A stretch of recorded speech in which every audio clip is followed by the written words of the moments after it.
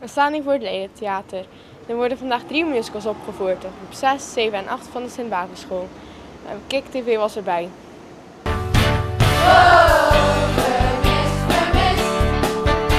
Als iemand maar iets wist.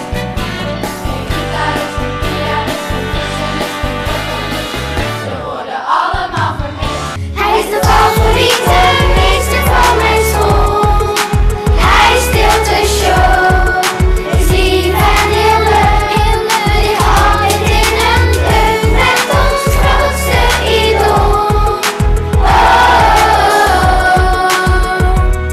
Hij is de favoriete meester van mijn school.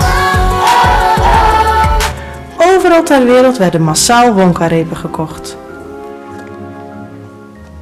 Sjaki zou ook graag zo'n gouden ticket vinden, maar hij krijgt maar 1 reep per jaar, als hij jarig is. De benen vertrokken, de deur is gedaan. Aan niemand gevraagd waar ze heen konden gaan. Een schoenen gestrikt en een boeltje gepakt. De weg werd geraakt, in de modder gezakt. Vermist, vermist. Een spoor is uitgewist.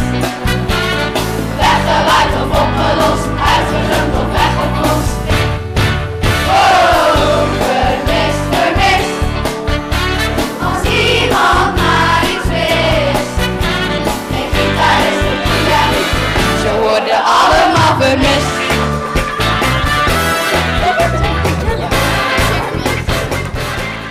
Annika en Niels, jullie spelen mee in het hoofdverhaal van groep 8. En waar gaat het over?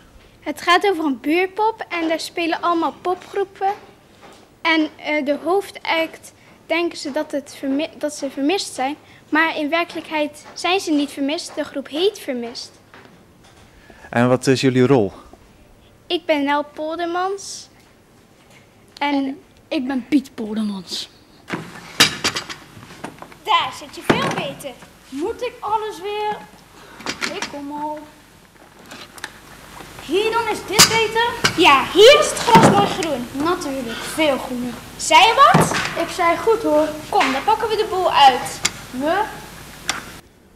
Is er nou lange voorbereidingstijd voor nodig met de kinderen om te oefenen? Ja, eigenlijk wel. In groep 8 beginnen we medio maart met het uitkiezen van een musical. Dit jaar was het extra moeilijk omdat we een groep van 39 kinderen hebben. We willen graag dat alle 39 kinderen toch ook een rol van betekenis spelen in de musical. Dus de keuze werd daardoor beperkt. Maar het is ons toch weer gelukt om iets te vinden. En ja, ik denk dat het hartstikke leuk wordt.